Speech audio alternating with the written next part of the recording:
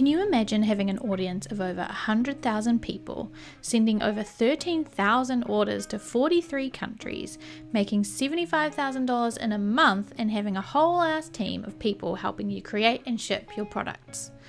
It's a dream that a lot of creatives have and that some have achieved. But what does it take to get there? What does it look like behind the scenes? And how do you stay true to yourself when your business scales to that size? I think regardless of how many followers I have or how many sales we make or countries that we ship to be as authentic as possible is the number one thing. That's Penelope Wickman. Penelope is the founder of Clammy Heart, an art business where everything is embroidered in-house in their Portland studio. They have 2 multi-needle and 2 single needle machines and a team of 4 that works super hard to create apparel and package it with love and care. The work they create focuses on the simple joys that make life a little happier. Animals, fruits and vegetables, flower and nature motifs, all with dollops of playful nostalgia. You can find them making apparel that's casual, colourful, and usually perfectly cottagecore. In this episode, you will learn from Penelope how Clammy Heart made their first sales, why it's important to stay true to the creative that you are, what hiring a creative team is like, how and why Penelope has separated her branded passions, and so much more. Before we get to the interview, I'd love to ask you a quick favour. I'd love for you to screenshot your podcast player right now, hop on over to Instagram or Twitter and tag me at Maker and Moxie. By sharing the podcast, you are helping reach more creatives just like you so that together we can make the world a more creative place, one brand at a time. I can't achieve this mission without you, so your support means the absolute world. Now, if you're ready, let's start the episode and talk to Penelope. Welcome to the show, Penelope. The people have heard a bit about you in the introduction and all about Clammy Heart and what you do, but I would love to know a little bit about where your kind of creative journey started. So have you always been a creative? Yes, absolutely. I always knew that I wanted to be an artist since I was a kid. I basically grew up thinking I wanted to be a comic artist or a children's book illustrator. I kind of bounced around to a billion different ideas all throughout middle school and high school. And then I decided I knew I wanted to go to art school. And I just always wanted to do something creative with my life. I literally could not imagine it any other way. Yeah, I can relate to that completely, and also relate to the idea of having 1,000,001 ideas and lots of creative directions that you could go in. I always think like, I wish I had 9 lives like a cat so that I could try all these different things in those different lifetimes. Yeah, same. So how did you decide on embroidery and doing what you do now, like with fabrics and all of that stuff that you started doing? Yeah, I started out sewing when I was maybe 12 years old. In middle school, my mom had like a very, very limited amount of knowledge on sewing, and she was like, I can teach you the very basics, and then from there, you're kind of on your own. I picked up just a pattern for like a long sleeve t-shirt. That was the first thing I ever made. And from there, I basically just took off sewing a bunch of different stuff and making cosplays and other sorts of costumes. And then when I ended up going to school for textiles, I learned a little tiny bit about machine embroidery. Not a whole ton, but once I left school, I decided to just on a whim purchase a very small embroidery machine. And that's what basically started the whole thing and started Clammy Heart and got me to where I am now.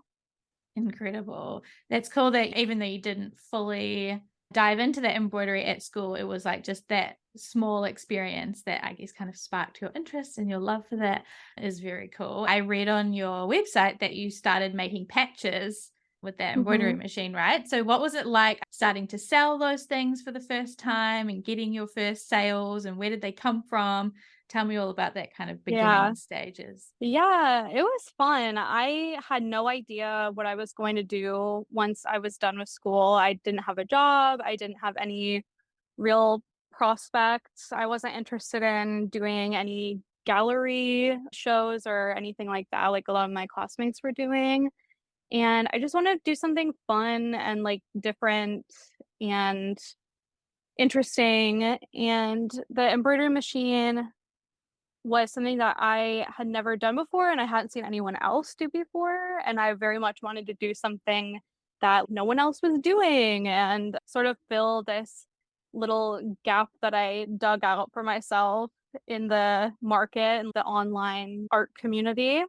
Because this was back in like 2017 when there really wasn't a lot of people making handmade stuff in the art community online. Like, it was sort of just budding in a way that people were, like, producing things that were actually, like, tactile. So, artists were starting to, like, discover the possibilities of having things manufactured and, making very, like, small bits of apparel, like maybe a baseball cap or a t-shirt here and there, nothing like how it is right now. And I basically just wanted to make patches for my friends, and I had some people that were doing cosplays that needed like little embroidered elements, so I would do that for them. And people were really into like certain anime. So like the first patch that I made was for my friend and it was of Mob from Mob Psycho 100, and that patch did really well. I didn't even watch the anime at the time, but a lot of people were really into it. So Yeah. I made a few of that and then like I put him on a little baseball cap and from there, yeah, just like some of my friends started supporting me, which was really great. And I put my designs on Store Envy, which nobody uses anymore, but that is what I used at first was Store Envy. And I had a patch of Poon Poon from Oyasumi Poon Poon, which is one of my favorite manga. And yeah, I was just making like little fan art patches at first. Typical creative thing to just follow your passions, like what's interesting to you Mhm. and what would you want to wear or have on your hats or all of that kind of stuff. And I think impressive that even from the beginning you were thinking strategically like I'm going to stand out. This is not something anyone else is doing and I can kind of fit that gap in the market. Do you feel like you were kind of thinking branding strategically at the beginning? What were you thinking about in terms of like actually building and growing a brand in the beginning? Yeah, I think I definitely was thinking about that from the very beginning. I've always kind of been like that, and I still kind of am like that, where I just am always thinking of like what could be next and what is something that I could do that people aren't doing yet, and something that would be exciting for like consumers and things that people would actually want to wear and things that I would want to wear because I very much make things that are like within my same fashion realm. Even though I was like just starting out, I remember like designing my business cards and like designing hang tags and like coming up with my business name and making graphics and stuff like right away because I've always been very interested in like graphic design and illustration as well and like color palettes and packaging and all those sorts of things. Like right off the bat, I just knew I wanted everything to be very aesthetically coherent and all fitting in together. And for the branding, I like just started with a bang, like on social media, just like kind of going full force. Cause like I said, I didn't have any other like work going on at the time. I didn't know what I was going to be doing. So I just kind of went all in on it and kept my startup costs really low and taught myself a lot of information because at that time it was pretty much unheard of to use embroidery machines for the purpose that I was using them for. Like people would make patches, of course, but it was mostly for like industrial stuff or making patches for like business polos and like t-shirts for like companies and stuff like that. It wasn't people making like cutesy like patches of their own artwork or like digitizing their own stuff. And I had to learn a lot of skills in order to do that. Yeah, I can imagine. And it's like, as a creative business owner, there's skills in terms of like what you're actually making and producing, and then also about marketing and accounting, and you now having a team. How do you do that? So many Mhm. things to learn along the way. Yeah. So Yeah, props to you for figuring it out in the beginning and just going all in. Had a lot of questions for you about your branding and how it's developed over time. You mentioned that you chose your business name. So where did Clammy Heart come from, and why did you decide to do that rather than using your own name, which some artists do? That's a great question, and I wish that I had a better answer, but I actually have no idea how I came up with Clammy Heart in the first place. Yeah. I honestly don't even know. Like, I was basically preparing for one of my final shows that I had in college, and I created all these pieces that I had sewn because I had like a fashion design, like sewing sort of focus in school. And I had made all these pieces. It was sort of like a little capsule collection. And I was like, it's boring to just like use my own name. And like, I just wanted to have something new that I knew I could use later on for social media and for like a shop name online. And it just popped into my head out of complete nowhere. And to this day, I still don't really know what it means. For me, like what Clammy Heart kind of encapsulates is sort of like as an artist with a lot of anxiety and like emotions and feelings all the time. It's like when your hands get all clammy, but instead of your hands being clammy, it's your heart that gets clammy and you're all clammed up. And I think it's cute and fun and kind of nonsensical. And I think it's funny that nobody knows what it is or what it means. Yeah, and at least if you don't have a story, it's still a good, like, conversation starter, or people are Yeah. curious or not sure. And you're right that it does kind of have the right vibe. It seems Mhm. and feels to fit that cute, kind of whimsical kind of style that your whole brand feels like. So if it works, it Right. works. Yeah, And exactly. yeah, and so you said you started and you did your business cards and hang tags and all of that sort of stuff. How has that Mhm. kind of evolved over time? Because now you have a very light pastel brand, you have the fruity illustrated logo and all of that stuff. So how's it kind of changed and developed over time? At first, my branding was very kind of Barbie, like poppy, pink and purple color scheme. I like to use a lot of pastel pink with like kind of grid shaped backgrounds and sparkles and things like that. And then over time, like as I started illustrating more and more of my own work and not just focusing on fashion design and sewing, I kind of started to include what my color palettes were gravitating towards for my illustrations, which was very warm colors and a lot of yellow, kind of coral tones, just very warm palettes in general, and kind of gravitating away from the more sparkly, poppy stuff. And before I designed my, like, fruity logo that I have now, my logo is very simple. It actually, I think, was just, like, plain text, essentially, that just said "Clammy Heart." And I've had the logo now with the different fruit icons for probably, like, 5 years. So it's been a long time, and I felt no inclination to change my logo. I think it's adorable, and every time that I even think about, like, "Oh, I should update my logo," I'm like, but why though? Like, it's Yeah. so cute. Yeah, it's super cute, and if it works and you're happy, then no point in changing it. And some people, I Right. think, feel like, I have to change things for the sake of changing things or keeping things new or whatever, but if it works, it works, so no point Yeah, really. No point spending that exactly. time and effort and all of that when it's already you're happy with what it is. Yeah.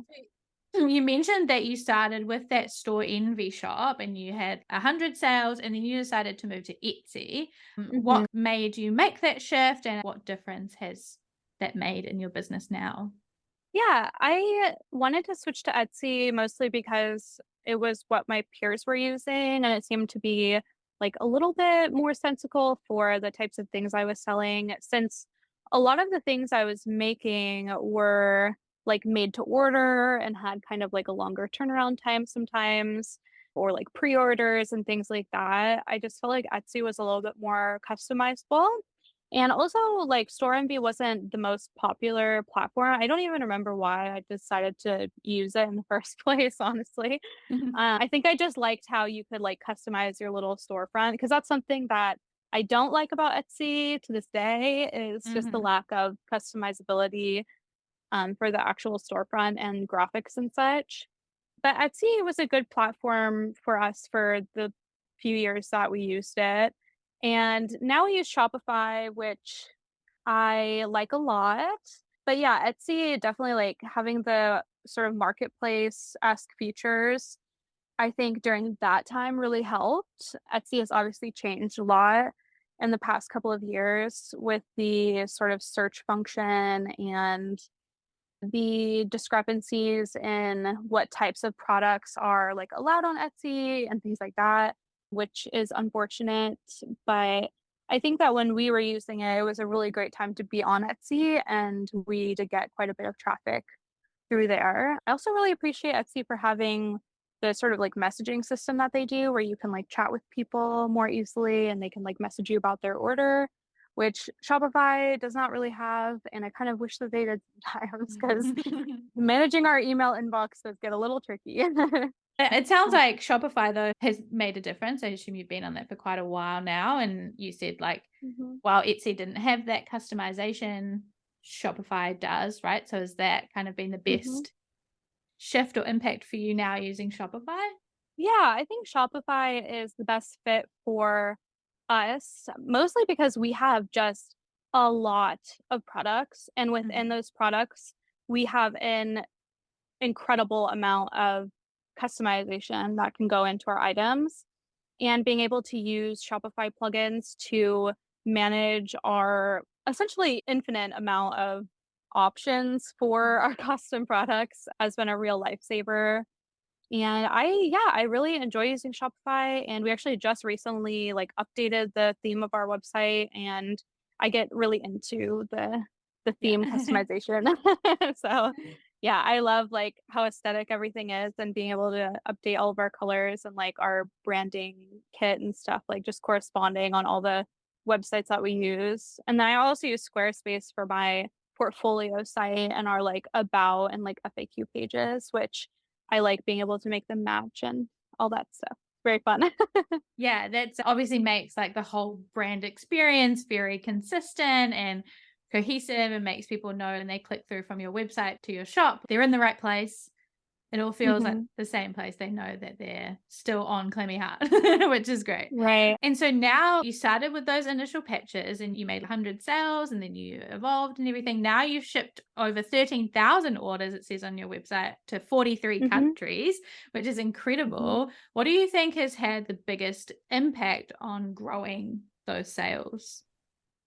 Yeah, I think that the biggest impact for us has been social media, especially seeing so much growth during the pandemic where we weren't able to do any in-person events. We really relied on Twitter and Instagram for all of our growth. And strangely enough, as a brand, we do see the most success on Twitter. Mm. A lot of startups and, like, newer companies, I think, can find it difficult to get an edge in on Twitter, but we actually have really great luck with it and have our largest following on Twitter. I think that what people like the most about our brand in terms of our social media presence is just the casualness. The approach that I take to social media is very much a relaxed one where I don't really feel a pressure to keep everything quote unquote professional, or Mhm. not in a bad way, but just in the way that, like, here's what I'm up to right now, and, like, here's the, like, books I'm reading, and, like, what my pets are doing, and what my house looks like. People are very interested in my, like, interior design and my clothes and, hair and makeup and all that other stuff. And I have made the brand so me that it's like, well, duh. Of course, people are going to be interested in everything that makes the brand, because it's just me. Like, basically, Clammy Heart is just an extension of everything that I love about the world and the things that I want to wear and the things that I want to create. And it just so happens that there are a lot of other people that would like to indulge in those same things. Yeah. So it's about like community for me and being able to talk with people on social media and grow our brand in like a very organic way. I've never done any advertising. I don't pay for any analytics or any SEO tools or anything like that. Our brand is very much organic and just like hey, if you like our stuff, like here's what we make and we make it all in house and we think that's cool and we hope you do too. Yeah. And it obviously has worked because I noticed you obviously have nearly 70,000 followers on Twitter, almost 50 on Instagram, and you're growing TikTok as well now, which is amazing and so interesting that Twitter has been the place because I feel like everybody defaults to Instagram when they are creating something. But Hmm. a lot of artists and illustrators and makers and stuff are on Twitter, and there's a huge creative audience there. So it makes a lot of sense that it's worked. And obviously, you kind of started growing that at a great time. Do you think that obviously having that social media audience and that growth is that where most of your sales come from? Yeah, definitely. I think that we actually do see an even split in terms of social media sales coming from both Twitter and Instagram, even though we do have the lower audience on Instagram. I think that the audience there can tend to be more engaged sometimes just because it's Mhm. such like a visual platform. And on Twitter, I think people like will see all of your stuff that you're posting, but not really like engage with it. Whereas on Instagram, people just, like, tend to, like and comment on stuff a little bit more and also share stuff more frequently to, Mhm. like, their friends in the Instagram DMs. So we see a lot of our sales come from there. And then other than that, like, I think we do get a lot of sales from going to conventions Mhm. is one thing. Like, we do vend at anime conventions whenever we can, and usually that's really fun for us because we do have a style that is, like, adjacent to an anime aesthetic, but, like, not exactly, and so Mhm. the people that go to cons are usually really into, the type of clothes that we make, and they wouldn't expect to see us there, like, at an anime convention, so it's really great. And people will take our business cards, and we do tend to make a lot of sales, like, after cons as well, like, in those same areas that we're vending at, just because I think people are excited to see us and just Yeah. were not expecting us, and they're like, "Oh my god, well, I don't have the money for that right now, but I'm definitely gonna buy from you when I get home." And yeah, I'm super grateful for all of the sales that we get through social media. I would say that's basically where like 90% of our sales come from right now. And I am trying to build up on TikTok, but it's hard. I don't know if I Mm. just don't know about TikTok yet. I'm trying though. It's still a very relatively new platform. So while there are people who have gone all out on TikTok and they seem to have figured it out, most people haven't yet. So I think it's normal to be still figuring it out.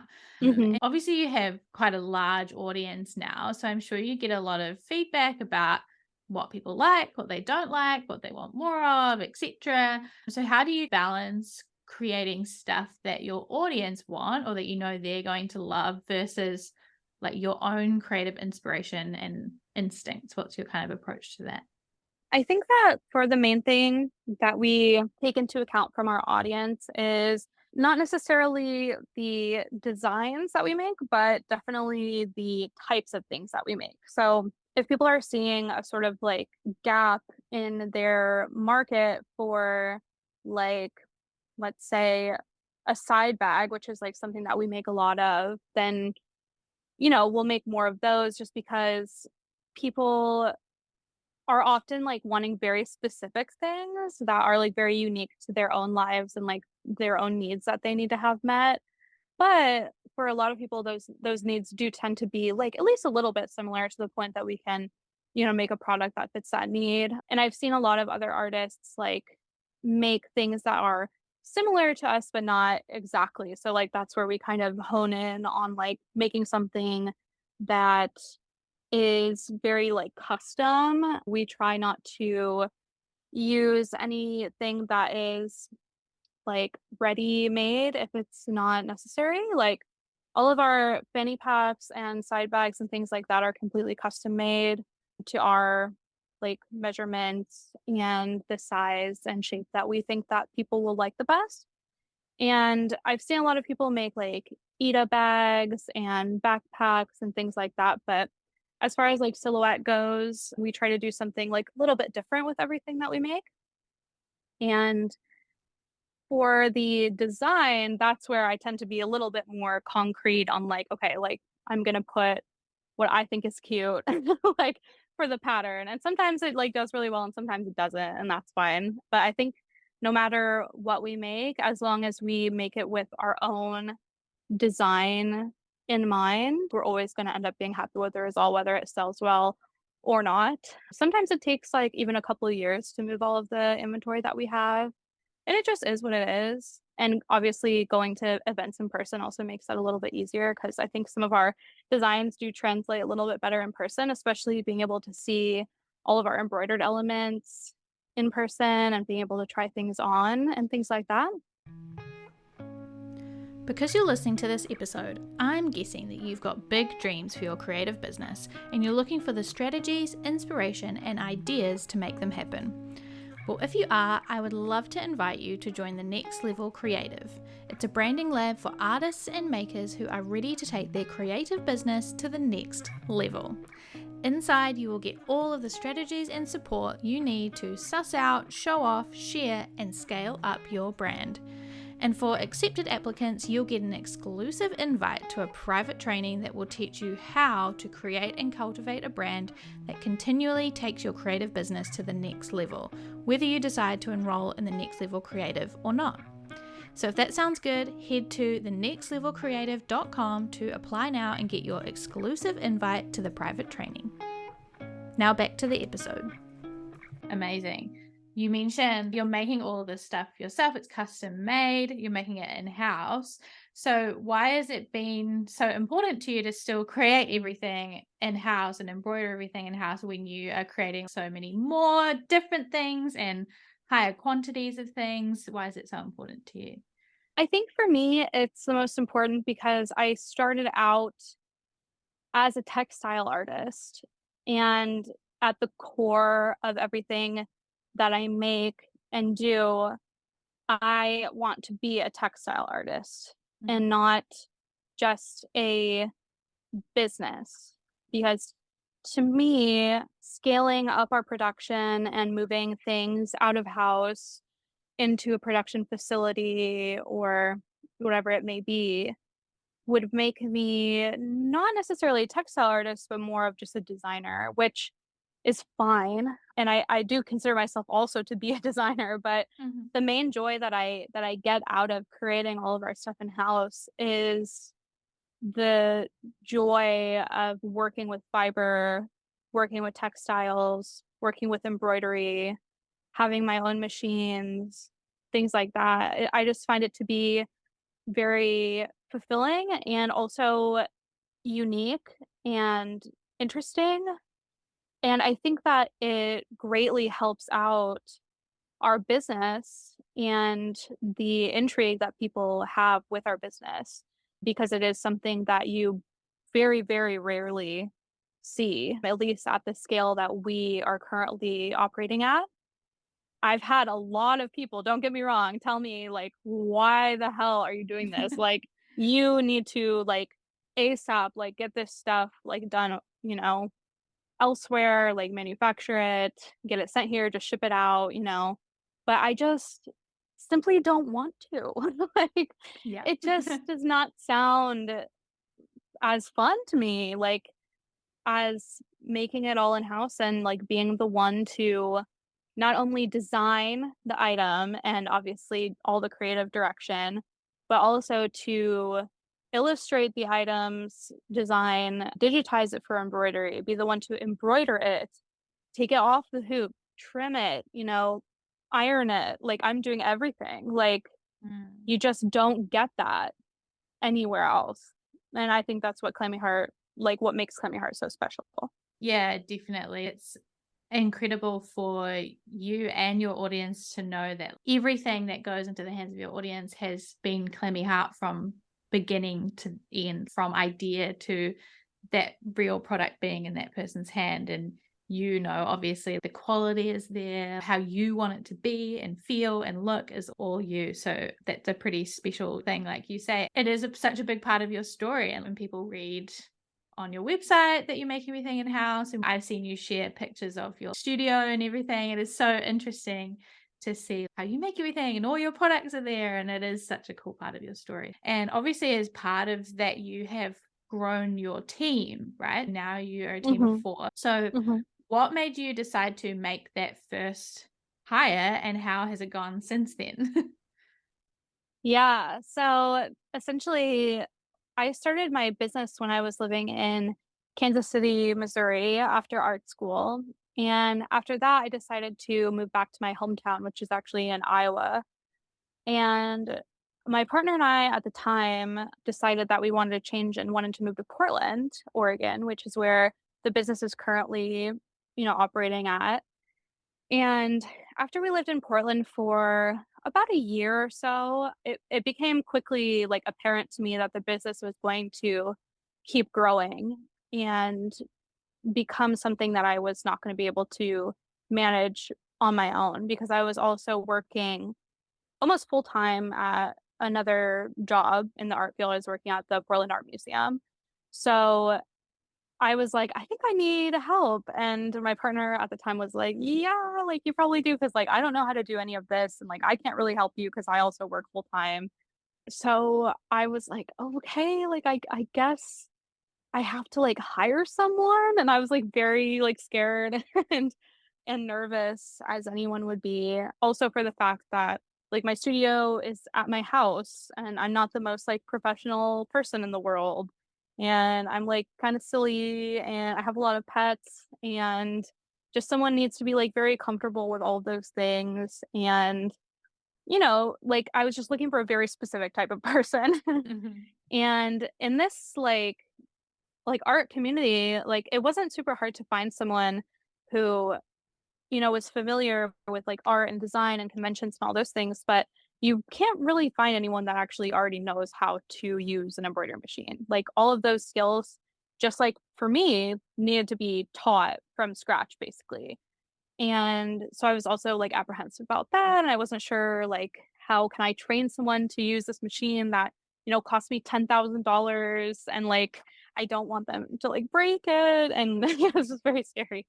But I found my assistant, Aim, who still works for me now. It's been almost 4 years in September, which is crazy, and they started working for me part-time at first, and things just kept growing and growing and growing, and I was like, I think that if you wanna work full-time, like, I think we can, like, have enough work for you to do full-time, actually." So, they started working for me full-time, and it was just the 2 of us for quite a while, and right when the pandemic started, we had this absolutely bonkers month where we did, like, I wanna say $75,000 in sales in 1 month, and Wow. I was like, "This is too much for me, like, to handle." Like, I could not even believe it at all. I still can't believe it. I mean, we're not doing numbers like that right now, to be clear. But we did these pre-orders, like, this is when Animal Crossing: New Horizons came out, and we had done an Animal Crossing themed, fanny pack, and everyone just was obsessed with it, and I was not expecting it, and as I think a lot of creatives can relate to, you are usually, like, least expecting it when it happens, where, like, a certain product does big numbers and things like that. I was just totally taken off guard, and so Aim and I decided to hire we actually hired 4 other people at that time to work for us, and we moved into a studio that was actually outside of my house for the first time, and that was very scary, and I ended up not really liking it that much. I actually found out that I prefer to work from a home studio, just, like, to be the most comfortable and be around my pets and things like that. So that only lasted about a year. But yeah, the whole like hiring a team thing has been very, very, very wild and had a lot of ups and downs and things that I would probably do differently. I'm just not cut out to be a boss or a manager in any way. And I think I kind of fooled myself into thinking that I could do that, but I can't really. So now I have a home studio again now here in Portland, and my partner and AIM and one other person work on Clammy Heart. So yeah, there's 4 of us all together, and between the 4 of us, we work quite a bit. Yeah, I can imagine that even with 4 of you, there's still a lot of stuff to do. Are they Mhm. all doing production? Are they just producing your products, or are they helping with marketing or anything else? How's that work? Yeah, I am the only person in Clammy Heart that does any of our marketing. So I do all of our marketing, all of our social media, all of our design, all of the illustration, basically all of the creative direction in every sense of the word. And my other assistants are basically all production. Running the embroidery machines is a huge part of our day to day, just, getting through items that people are ordering, especially when we have like more popular pre orders and such. Sometimes it can take us a few months to actually just embroider all the items. Mhm. Because depending on what it is, the design can take, you know, up to an hour or even longer just to physically stitch out onto the item that we're embroidering. So it is very time consuming, and having someone to be there to prepare the item, hoop it up, put it on the machine, observe it while it's embroidering, making sure the machine is okay. From that to actually finishing the item, so all of the trimming and the pressing and the tagging and the packaging and things like that, it is very time consuming. And so, yeah, that's basically what all of my assistants do is the production or the sort of backup production, sort of finishing stages. And then my partner helps me out a lot with scheduling and goals and Asana and things like that, Yeah. because that is the most overwhelming part for me probably. It's just like while I'm focusing on all the other aspects of running a business and also the finances and things like that, I have a really hard time keeping track of my schedule that I want to keep for releasing new products. Because like before I know it, it'll be, for example, June already, and we've actually not really released very many new products this whole year, like at all. The last big pre-order launch that we did was back in December, and now it's already June, and I'm like, "Oh my god." So, keeping on top of, like, new designs that I wanna make and new illustrations and sourcing blank items that we can embroider onto, those are all, like, really big things that I need to carve out more time for. Yeah, yeah, fair enough. I'm sure that having these other people to assist you in the production has helped at least a little to be able to free you up to do some of those different things. And I saw that you've also started doing hand punched rugs now, right? So where did that come from? And tell me about adding a new aspect to what you create. Yeah. Yeah. So basically, during the beginning of the pandemic, I saw like 1 or 2 other people that I followed on Twitter and Instagram doing this like rug punching. And I was like, that is so cool. And just being like a textile and fiber art like nerd, I was like, I obviously have to try that. Like, there's no other Yeah. option. So I ran out to the fabric store and got, a few things of yarn. I had bought a kit on Etsy to try out and just made like something really small at first. And I was like, okay, like I need to make a rug because that's what I keep seeing everyone do, and I really wanna try it. And I, like, printed out the design and, like, tiled it together with tape, and I made my own rug punching frame, which I actually still use, and it was a lot easier than I thought it would be. So I made my first, like, 20 by 20-inch rug punching frame, and I just was obsessed with it, like, ever since then. It was just so great, and I made a couple more rugs after that, like just for myself and for a friend. And basically, like I decided to start doing commissions for rugs just because I needed a little bit of extra income outside of Clammy Heart. And then I just kind of never stopped. And I've had like this super packed like commission schedule, probably because I don't charge enough, but that's for another episode talking about Yeah. pricing your your handmade artwork. So basically I've just never stopped doing it, and even today like just started a new rug, and I just really enjoy it, and it's such like a traditional process, very similar to me deciding to embroider all of our other stuff in-house. I've had a million people tell me, like, "I cannot believe you are sitting here making, like, a 3 foot by 3 foot rug with a hand punch needle. Like, what Yeah. are you doing? Go buy a tufting gun right now." And I'm like, "I don't want to. Like, I don't wanna use a tufting gun. Yeah. I wanna sit here and punch all the little loops by hand, like, the same way that I do everything else in my life, which is, like, make it very difficult and, like, handmade for no real reason, but to me, there's a reason, like, it's just Mm. satisfying and, like, traditional and yeah, just fulfilling. And that's part of the beauty of a lot of art that, sometimes social media and hustle culture and whatever you want to call it encourages doing things quickly and getting things out into the world and all of that stuff. But one of the most beautiful things about art is slowing down and creating something with your hands and slowly bringing something into the world too is just as beautiful, if not more. Mhm. And I saw that you have a separate Twitter or social medias for your rug making. What was the decision behind that instead of just putting it all under Clammy Heart? Yeah, I went back and forth with that for quite a while before I decided to separate it. I found that I was actually posting like more rug content than I was Clammy Heart content for a Yeah. while. And I was like, maybe people don't actually want to see this, but I wasn't 100% sure, which is why even now I have everything like tagged on each profile that says like sister brand of like Clemmy Heart, like go check that out, because I think that a lot of people do follow both of my accounts, which is very, very sweet, and I'm very thankful for that.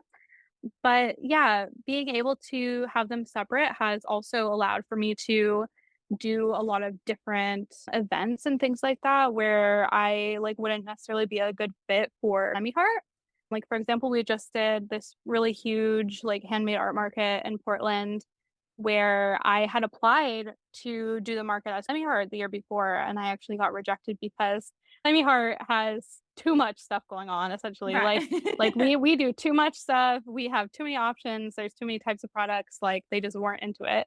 And I was like, well, like I do have this other business where like all basically the only thing I do is make these beautiful hand punched rugs and wall hangings. They were like, that'll do. Like, Perfect. so yeah, being able to have it separate, I think has just allowed for like just a really lovely like separate portfolio of like only rug making and only this like lovely fiber work that is just to me like so different from what I do for Clammy Heart.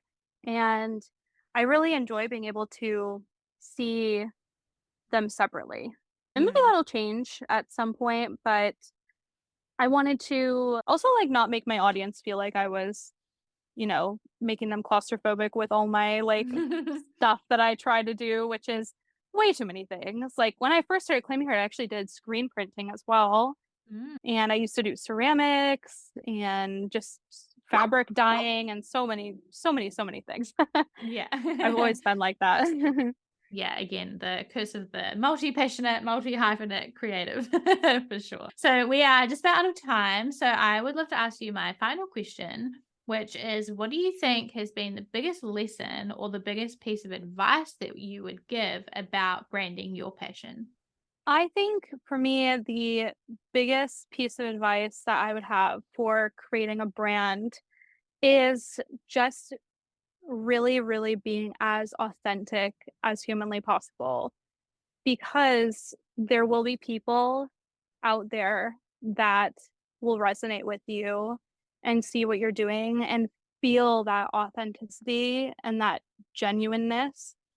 And I think that in this increasingly capitalist world, that there are a lot of consumers that can instantly tell when a brand is not being genuine.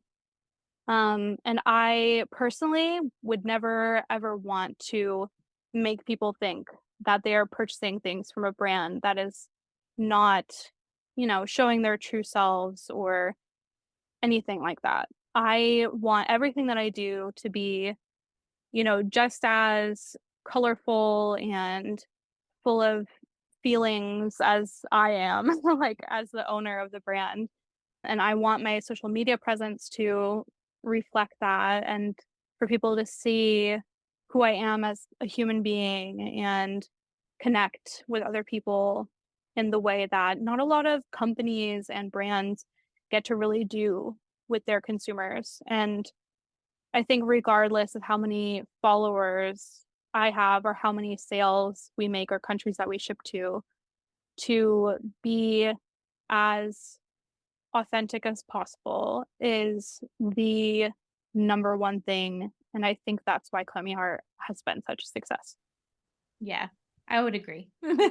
Definitely. It's one of the reasons that I love to follow you and see your work and see what you're up to. Is definitely has that authentic and cozy and friendly, like you're just talking to a friend or seeing what your friend is up to is definitely how it comes across. So it's obviously working and is great advice for everyone else who's trying to build their own brand. So thank you so much for sharing that, and thank you so much for sharing your whole story and talking to me about what you're doing and where you're going and all of that stuff.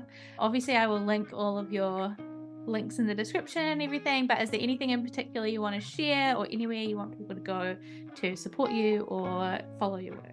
Yeah, just at Clammy Heart on basically everything: Instagram, Twitter, TikTok, Coffee, Patreon, everything. I try to be pretty active on social media and just chit-chatting with people. And if you have any questions about what we do at Clammy Heart or where you can find us at our next events and things like that, just let me know. Thanks for having me. This was really fun.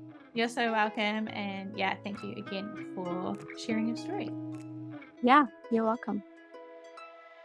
Thanks for listening to this week's episode of Brand Your Passion and choosing to spend time with me learning all about branding, business, and all things creativity. You can find more episodes just like this one at makerandmoxie.com/podcast. If you like this one, you can tap that subscribe or follow button so that you're notified about each and every new episode. And if you've got a spare second, please leave a review on iTunes or wherever it is that you're listening to this podcast, because I would absolutely 100% love to hear from you. If there were some helpful goodies in this episode for you, it would mean the world to me as well if you could screenshot that podcast player right now, hop on over to Instagram or Twitter and tag us at Maker and Moxie. By subscribing, reviewing, and sharing, you're helping reach more creators just like you, so that together we can make the world a more creative place, one brand at a time. We can't achieve this mission without you, so your support means the absolute world. I will talk to you in the next episode, but until then, keep creating.